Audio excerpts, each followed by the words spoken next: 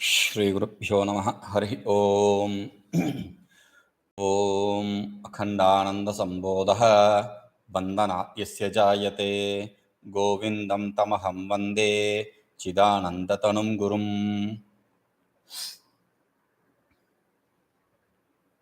So, yesterday we were seeing the first part of the shloka.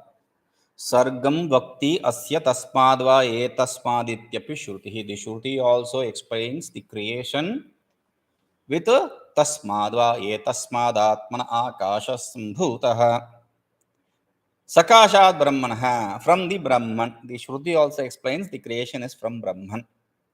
Tasmat Anityatve na samshaya. Therefore, there is no doubt regarding its non-eternality. So there we said tasmadva etasmad atmanaha akasha sambhuta. From the atma, the akasha, the ether, the space came into existence. That's what the Shruti says. And sakashat brahmana, he says in the verse here also that it is coming from the Brahman. Creation is from the Brahman. So when we say atma or when we say Brahman, they are not different, because if I am going to give an example and change it in the exemplified, then they are not example exemplified. There is no example exemplified relationship there. So what I said there is what I am saying here. That is what we call as synchronization.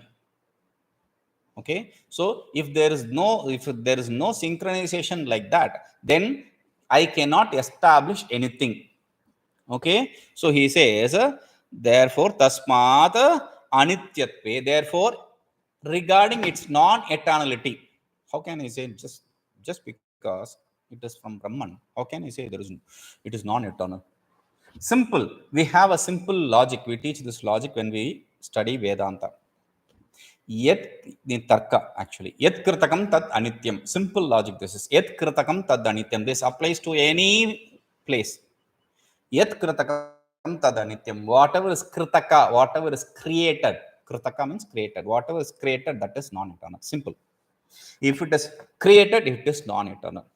And here we have another reason. It is savayava. It is avayava. It is with avayava. It's with parts. Whatever is with part is not eternal. Whatever is with parts, it is not eternal. And another thing, the Brahman cannot create actually. So what we said, Atmana Akasha Sambhuta, in between I inserted a Maya. And we said because of the association between the Brahman and Maya, then when we say the association, we have to understand this. If we don't understand this, then there is a big problem, because many people who teach Vedanta, they don't understand this and their Vedanta is not proper. That is the reason. There are so many sadhus teaching Vedanta, but the problem is they don't understand what they teach. I'll explain to you. See, if we have Brahman, we have Maya, because Brahman cannot be upadana karna, material cause, because it does not have limbs. Only that which has limbs can associate itself with something else, so that there can be possibility of association and more creation. So Brahman cannot be material cause because it does not have limb. Brahman cannot be instrumental cause also because it is nishkriya, activityless. Since Brahman cannot be material cause, since Brahman cannot be instrumental cause also, what is then? So we have to bring in the story of saying because of the association. This association cannot also be real. That is why we have to add seeming association, as though association, sambandha, iva sambandha. Iva, we add this iva word. Iva means in English, in Sanskrit, iva means as though, seeming, like. It's not real. If I say eva, I say it is not real. Whatever I say, you are very good, eva, I add, then you are not very good actually. You are as though good, you are not really good actually. Okay, so that is the idea. Eva, if I add, then that relationship is not real relation. That whatever I'm explaining is not real. Okay. Now, there is this Brahman, this Maya. They cannot come into association because Brahman is limbless. Okay. And Maya has limbs, but it cannot be associated with anything. Why?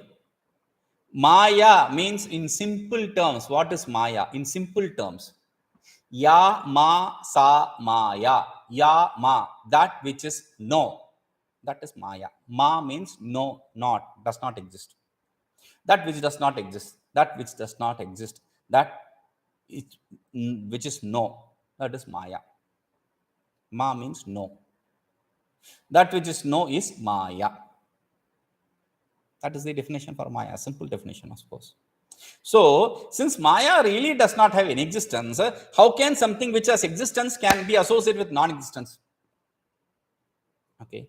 Second thing, how can something which is limbless produce things which are limbed? From limbless, limbed. From limbed, limbless is impossible. From something with avayava, niravayava is impossible. Something with nirayava, avayava is impossible. Savayava is impossible. Do you understand the logic? Without limbs, there can be no limbed creation. With limbs, there can be no without limbed creation. Simple. So, therefore, this association which we say between the Brahman and the Maya is a seeming association to just explain the creation, really, nothing else. Okay, therefore, anityatve. Since it is with limbs, the creation is with limbs because it is created. It is anitya, it is non-eternal. There is no doubt regarding that.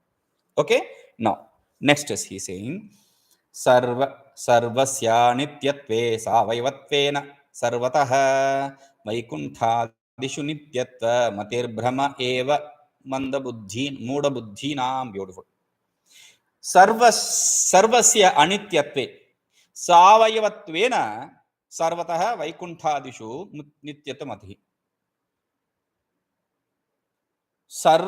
सावयवत्वेन सर्वस्य अनित्यत्वे सर्वतः सिद्धे सति. So, savayavatvena, since it is endowed with limbs, since everything is endowed with limbs, since everything is limbed, therefore, sarvasya anityatve, all these are anitya. Sarvasya savayavatvena anityatve. So, since everything is a savayava, therefore, with limbs, therefore, they are anitya. This is established logically and through Shruti, very clearly. There is no doubt regarding this. Therefore, Sarvatah Siddhe, when it is established in every which way and by accepted by everyone, then Vaikuntha-dishu. In Vaikuntha, etc. Vaikuntha, what is Vaikuntha? First, we have to understand what Vaikuntha is. For people who don't know what Vaikuntha is, Vaikuntha is the name of the world of Vishnu. The world where Vishnu exists is called as Vaikuntha. The world Shiva exists is called as Shivaloka or Kailasha. Okay, Kailas, not Kailash. Kailas. So, the place where Shiva exists is Kailas, and the place where Vishnu exists is called as Vaikuntha. Okay. And for each of the other deities, if your Ishta is Krishna, the world where Krishna exists is Vaikuntha, same. If your deity is Ganapati, there is a world of Ganapati also. There is a world of Kartikeya Bhagavan also, Muruga also. There is a world of Devi also. And some people nowadays, these Ramakrishna Mat people, they also accept there is a world of Ramakrishna. Not me, don't come to my world. Here is enough. There is no world for you if you listen to Vedanta properly. Okay, so this is all stupidity.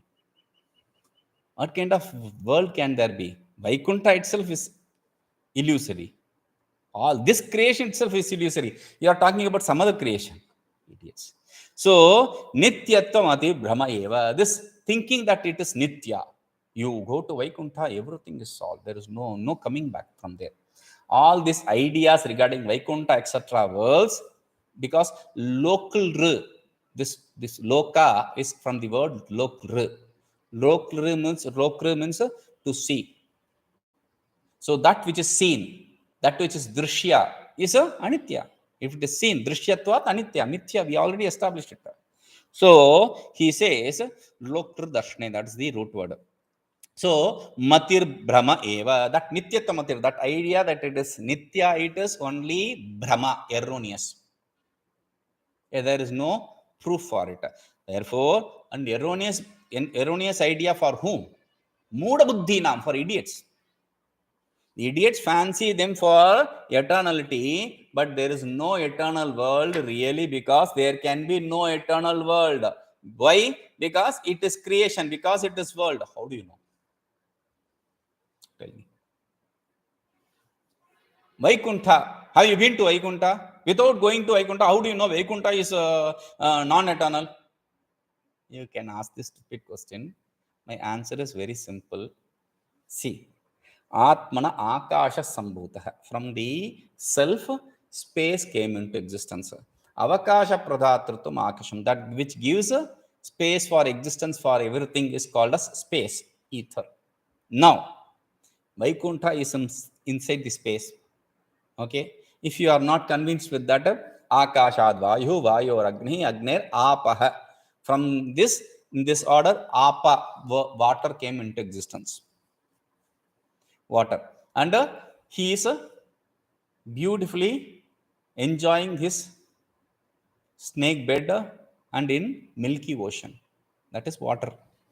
It has watery content, right? So, liquid. Water means liquid content. Therefore, that is also mithya. Water means liquid, means milk or whatever it may be. It is with parts. Whatever is with parts, that is created. That is anitya. Simple. Therefore, anityattam cha nityattam. Evam yachruti yuktibihi vivechanam nitya vek iti katyate. Anityattam cha nityattam cha. What is eternal and what is non-eternal? This through the Shruti Yuktibihi. See, in Vedanta, we accept three pramanas as valid proofs. What are they? One is Shruti, the Vedas. They are valid proofs. There is no question regarding that. Then Yukti, the logic. The third is Anubhava, the experience. Okay. So Shruti, Yukti, Anubhava. You have to use these three to establish anything. But wait, the Anubhava is not always a pramana, a valid proof, because your Anumana can be based on erroneous idea. Simply like the moon is of the size of a pancake. You can say that. You see, it is a pancake. But Chandrayaan 3, the rocket which they sent, the satellite which they sent, it is going closer. It is just 1,000 kilometers away from the landing spot, even closer than Delhi from here. Okay, so 1,000 kilometers. Now that takes a photo and sends back, and the photo of the big holes there in the moon, and they are bigger than Chennai itself. There. So the idea that it is only a size of pancake is just an erroneous idea, because through proof it is established it is not a size of pancake. So the experience should be backed by Shruti and Yukti. Shruti, Sammata, Yukti. The logic should be supported by Shruti. The Shruti and logic should be supportive for your experience. Logic should be supported by Shruti.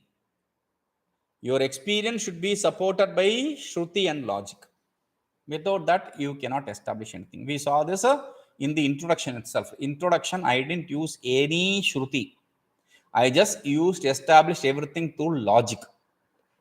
So, logic is also an important tool to understand the truth.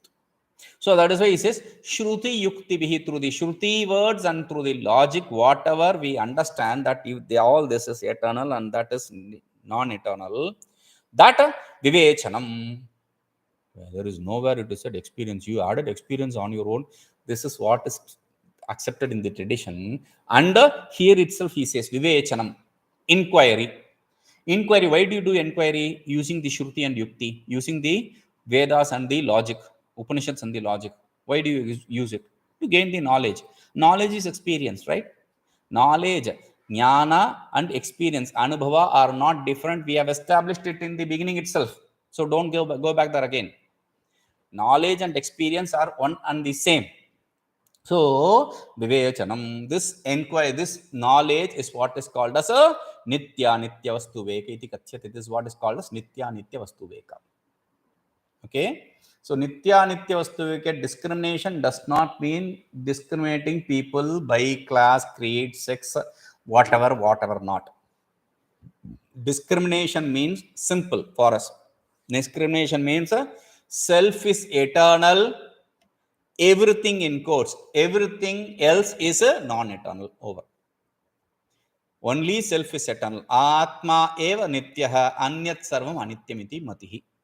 Only Atma is eternal, everything else is non-eternal. This is what is Nitya Viveka. This is what is Viveka. Okay.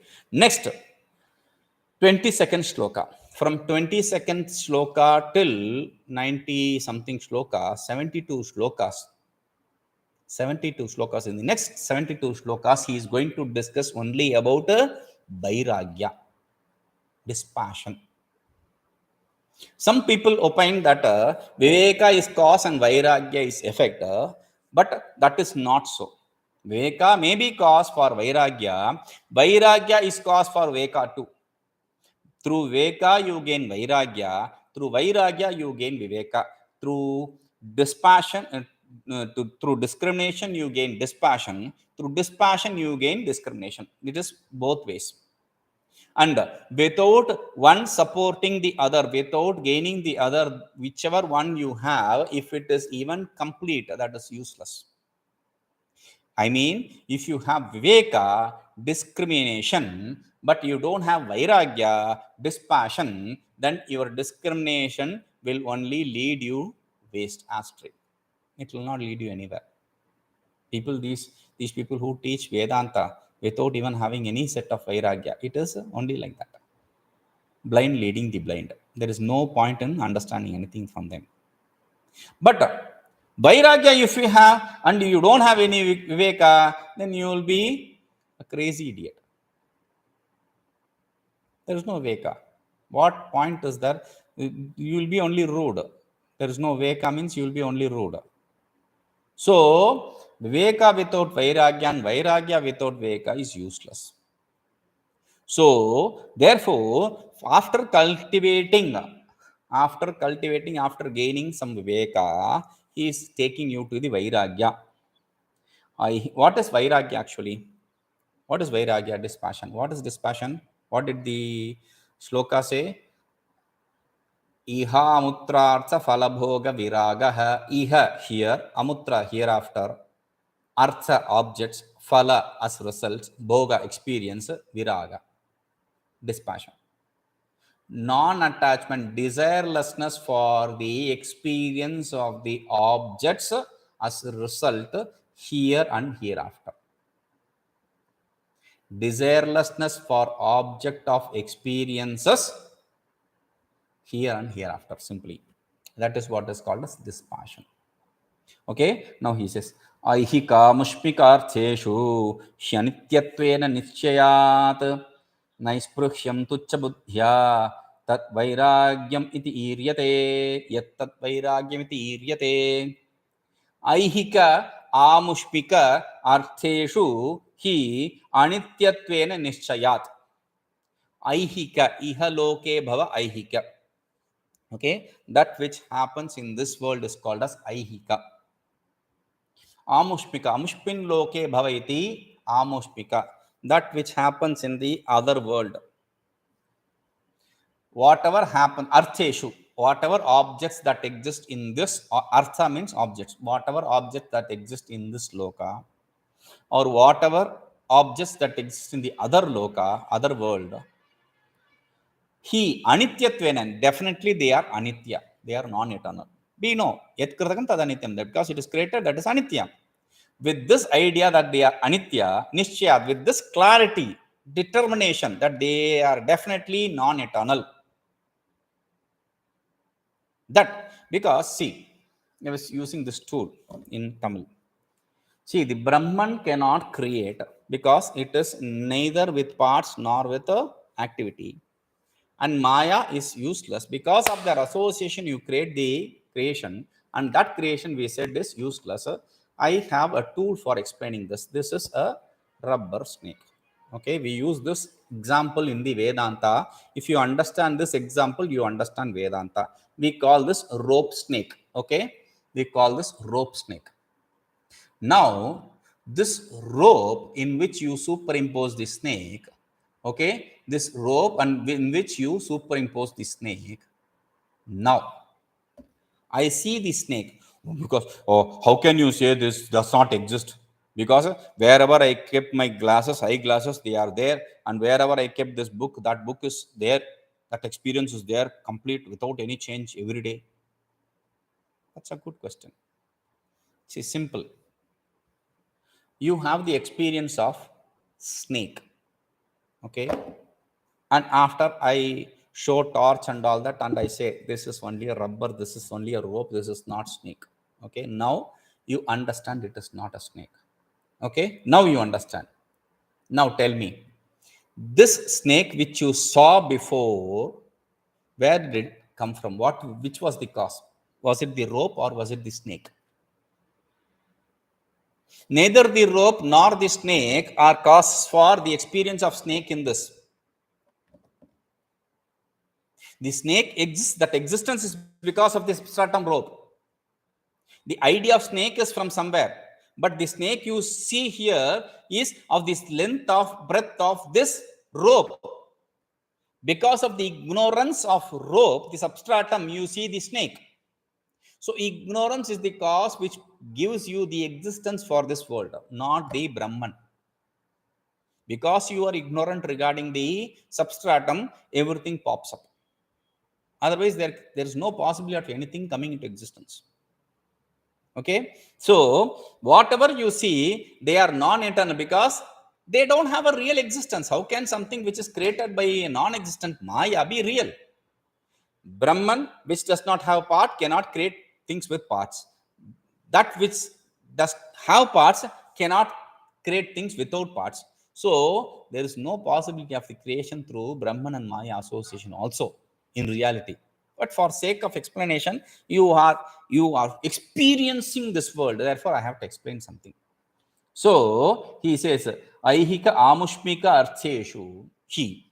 In Aihika and Amushmika Artha, in the objects that are existent here and hereafter, Anityatve Nishya, because of the clarity, they are non-eternal. How did you get the clarity? Because you inquired into it. Because of the inquiry, you understand they are non-existent. Therefore, Naispruhyam, Nisprahata, the desirelessness. Just because I tell you it is non-eternal, will you become desireless? No, never. In fact, you will give me a logic. Oh, Guruji, anyway, it is non-eternal. Let me enjoy some. Let me enjoy something else for some time at least. It's non-eternal anyway, right? So we say, nice pruhyam, you cannot gain the desirelessness just because I say it is anitya or just because you see it is anitya. Tuchha buddhya, only when you gain it is tuchha. This is a beautiful word, tuchha. Tuchha. Tuchha is a beautiful word. Tuchha. Tuchha means that which does not have exist in all the three periods of time is called as tuchha. When you say tuchha, that means that does not have any existence in all the three periods of time. It is not worth your attention. That is what is tuchha.